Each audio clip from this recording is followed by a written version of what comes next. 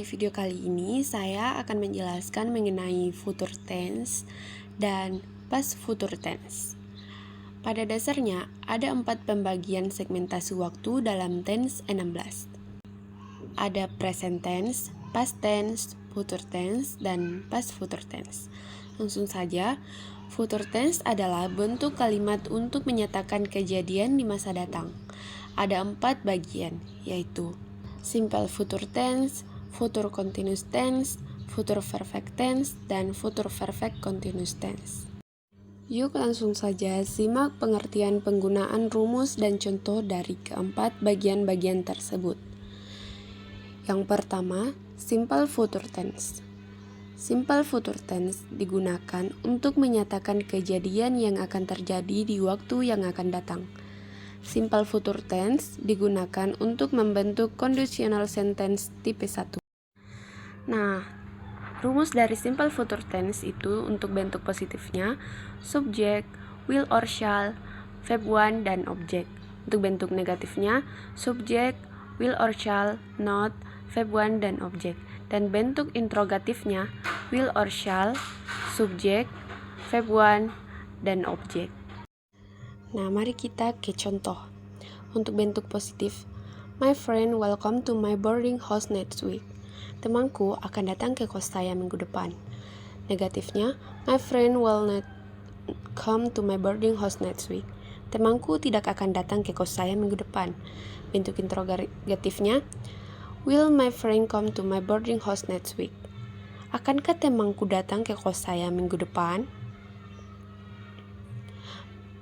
Time signal yang digunakan itu tomorrow, next week, 2 weeks later, dan tonight. Nah, yang kedua itu future continuous tense. Future continuous tense digunakan untuk menyatakan suatu kejadian yang sedang terjadi di waktu yang akan datang. Future continuous tense dibentuk dengan auxiliary will or shall be, verb ing. Will or shall digunakan untuk semua subjek I, you, they, we, she, he, dan it. Nah, rumusnya itu untuk bentuk positif subjek, will or shall, be, verb ing, dan objek. Bentuk negatif subjek, will or shall, not, be, verb ing, dan objek. Dan bentuk interrogatifnya will or shall, subjek, be, verb ing, dan objek. Nah, contohnya itu untuk bentuk positifnya I will be doing my homework at 7 o'clock tonight. Saya akan mengerjakan PR saya pada jam 7 malam ini. Untuk bentuk negatifnya I will not be doing my homework at 7 o'clock tonight. Saya tidak akan mengerjakan PR saya pada jam 7 malam ini. Untuk bentuk interrogatifnya, will I be doing my homework at 7 o'clock tonight? Akankah saya mengerjakan PR saya pada jam 7 malam ini? Untuk time signal yang digunakan itu next week, 2 weeks later, dan tonight. Dan yang ketiga itu future perfect tense. Future perfect tense adalah kata kerja yang berfungsi untuk menunjukkan aktivitas yang telah selesai dilakukan di waktu yang akan datang. Tense ini dibentuk dengan auxiliary will or shall, have, dan verb 3. Will or shall digunakan untuk semua subjek I, you, they, we, she, he, dan it, singular maupun plural. Nah, rumusnya itu untuk bentuk positifnya subjek, will or shall, have, verb 3, dan objek.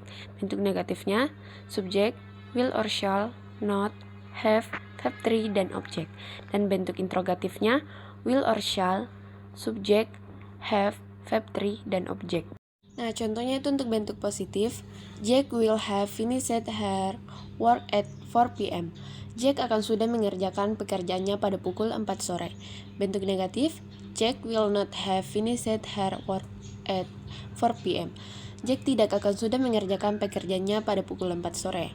Bentuk interrogatif will Jack have finished her work at 4 p.m. Akankah Jack sudah mengerjakan pekerjaannya pada pukul 4 sore? Nah, time signal yang digunakan itu by the time, ketika, by the end, pada akhir, for, selama. Dan yang keempat itu future perfect continuous tense.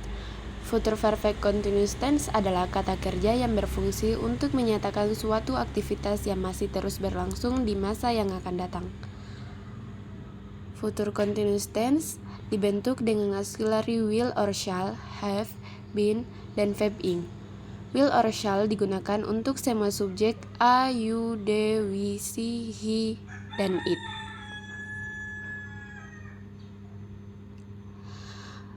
Nah, rumusnya itu untuk positif, subjek, will or shall, have, been, verb ing, dan objek. Bentuk negatif, subjek, will or shall, not, have, been, verb ing, dan objek. Dan bentuk interrogatif, will or shall, subjek, have, been, verb ing, dan objek. Mari kita ke contohnya. Contohnya itu untuk bentuk positif. Jack will have been living here for 5 years by next month. Jack akan sudah tinggal di sini selama 5 tahun pada bulan depan. Bentuk negatif, Jack will not have been living here for 5 years by next month. Jack tidak akan sudah tinggal di sini selama 5 tahun pada bulan depan. Untuk bentuk interrogatif, will Jack have been living here for 5 years by next month? Akankah Jack sudah tinggal di sini selama 5 tahun pada bulan depan? Dan time signals yang digunakan itu by the end of, pada akhir, for, next, selama depan, by for, pada selama, at this time tomorrow, pada saat ini, besok. Baik, selanjutnya saya akan membahas mengenai past future tense. Past future tense adalah bentuk kalimat untuk menyatakan kejadian yang akan datang pada waktu lampau. Ada 4 bagian. Yang pertama itu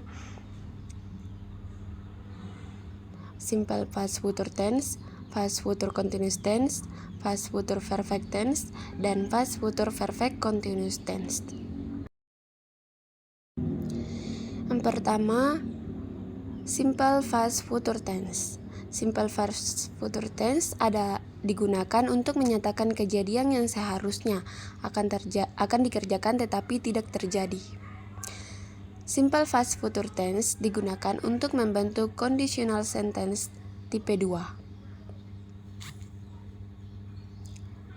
Nah, rumusnya itu untuk bentuk positifnya subjek, would, should, verb 1, dan objek. Bentuk negatifnya subjek, would, should, not, verb 1, dan objek.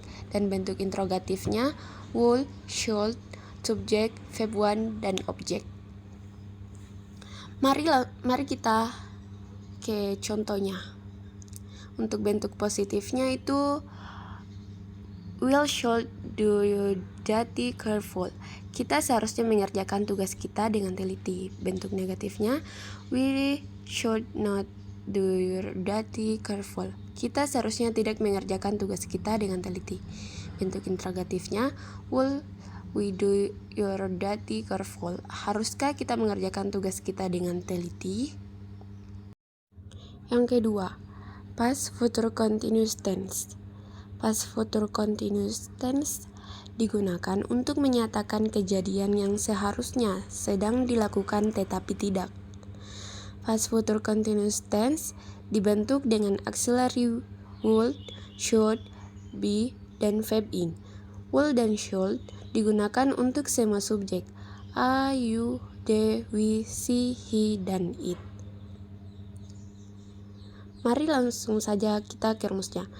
Untuk bentuk positifnya subjek, would, should, be, verb ing, dan objek. Bentuk negatifnya subjek, would, should, not, be, verb ing, dan objek. Bentuk interrogatifnya would, should, subjek, be, verb ing, dan objek. Contohnya itu untuk bentuk positifnya they should be discussing their problem now. Mereka seharusnya sedang mendiskusikan masalahnya sekarang. Bentuk negatifnya they should not be discussing their problem now. Mereka seharusnya tidak sedang mendiskusikan masalahnya sekarang. Bentuk interrogatifnya should they be discussing their problem now. Haruskah mereka sedang mendiskusikan masalahnya sekarang?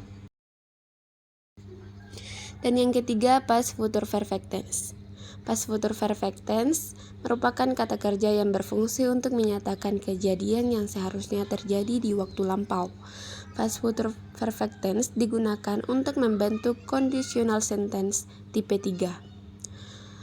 Past future perfect continuous tense dibentuk dengan auxiliary will dan should, have, dan verb 3. Will dan should digunakan untuk sema subjek a, you, they, we, she, he, dan it. Rumusnya itu untuk bentuk positif, subjek, would, should, have, verb 3, dan objek. Bentuk negatif, subjek, would, should, not, have, verb 3, dan objek. Bentuk interrogatif, would, should, subjek, have, verb 3, dan objek. Nah, contohnya itu untuk bentuk positif, Sinta would have met your father, but she didn't come to your party last night. Sinta telah menemui bapakmu, tapi dia tidak datang ke pestamu tadi malam.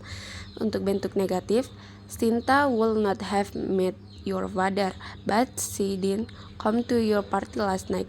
Sinta tidak akan menemui bapakmu, tapi dia tidak datang ke pestamu tadi malam. Untuk bentuk interrogatif, will Sinta have met your father, but she didn't come to your party last night. Akankah Sinta telah menemui bapakmu, tapi dia tidak datang ke pestamu tadi malam? Dan yang terakhir, past future perfect continuous tense. Past future perfect continuous tense digunakan untuk menyatakan kejadian yang seharusnya sudah masih terus dilakukan selama beberapa waktu tertentu di waktu lampau. Past future perfect continuous tense dibentuk dengan auxiliary will dan should, have, been, dan verb ing. Will dan should digunakan untuk sema subjek a, you, they, we, she, he, dan it. Nah, rumusnya itu untuk bentuk positif, subjek will or should, have, been, verb ing, dan objek. Bentuk negatif, subjek will or should, not, have, been, dan verb ing, dan objek. Untuk bentuk interrogatif, will or should, subjek, have, been, verb ing, dan objek. Mari kita ke contohnya. Untuk bentuk positifnya, by last next year I should have been working at the office for 5 years. Menjelang tahun baru yang lalu, saya sudah bekerja di kantor itu selama 5 tahun. Bentuk negatifnya, by last new year I should not have been working at the office for years. Menjelang tahun baru yang lalu, saya tidak akan sudah bekerja di kantor itu selama 5 tahun. Bentuk interrogatifnya, by last New Year's Soul, I have been working at the office for 5 years. Menjelang tahun baru yang lalu, akankah saya sudah bekerja di kantor itu selama 5 tahun? Baik, itulah penjelasan dari video saya kali ini. Bila ada salah mohon dimaafkan. Sekian dan terima kasih.